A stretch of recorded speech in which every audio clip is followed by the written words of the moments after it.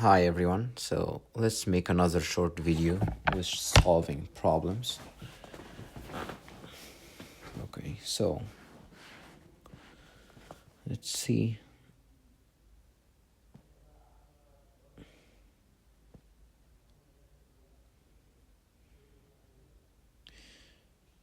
Yeah, okay.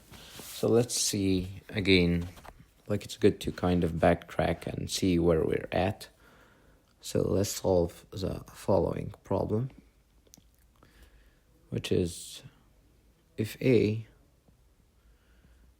divides C and B divides C, must AB divide C.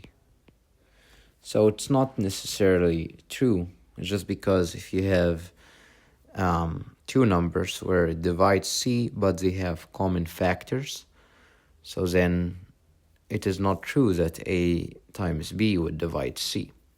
So let's see, for instance, let's construct two numbers that have common factors to begin with. So let's see.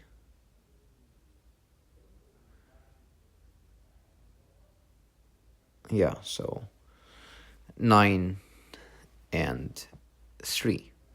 So 9 and 3 share common factors of 3. But however, if you multiply, so both 9 and 3 divide 18.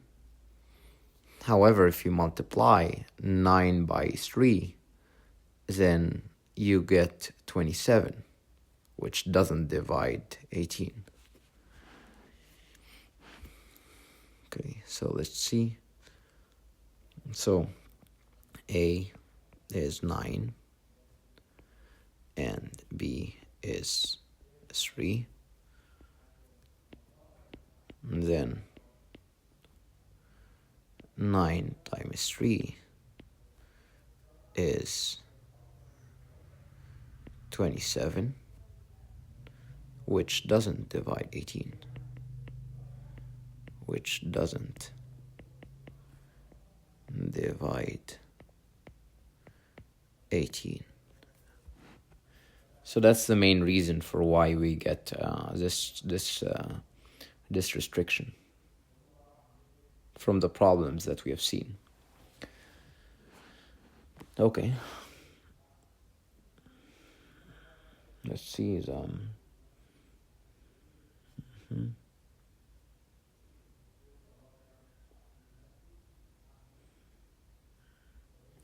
let's consider the following problem.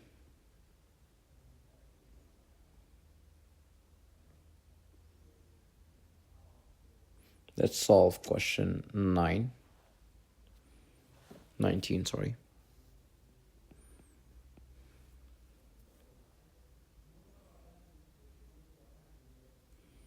So if A divides B plus C and the GCD of B and C is 1, prove that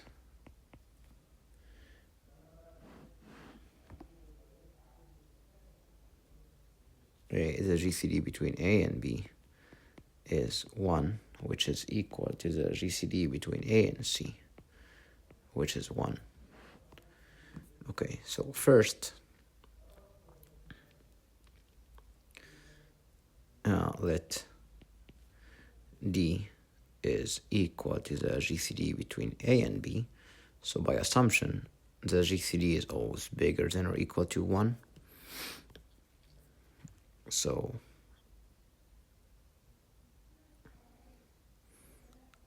D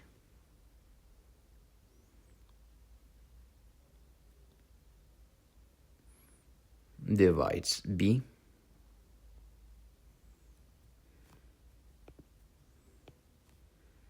and D divides A.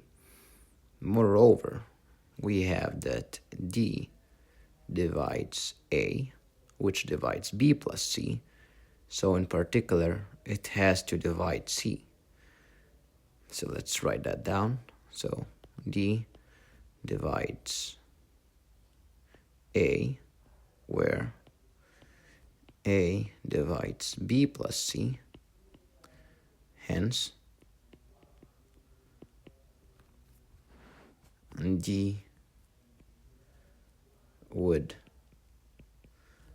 have to divide b plus c. So therefore, we have that d divides b plus c minus b, which is equal to c. So therefore, d divides both b and c. So in particular, it divides it is less than or equal to the greatest common factor of b and c, which is 1. So therefore, d is equal to 1. And by a similar reasoning, let d prime is equal to the GCD between a and c.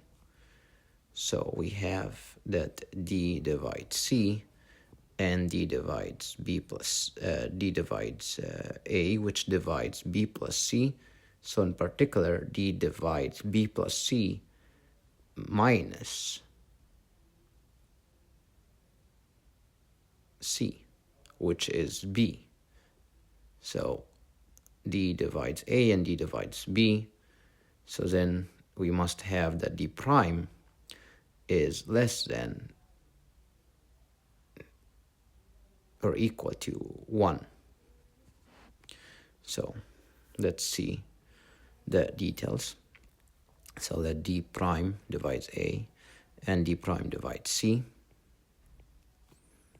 So d prime divides a, where a divides b plus c. So hence d divides b plus c minus c. So then we get that d divides b. So therefore, d divides a and d divides b. So it follows d is less than or equal to the GCD between a and b. So d prime, I don't know why I keep writing d. So let's write d prime. Yeah, d prime here, which is equal to 1.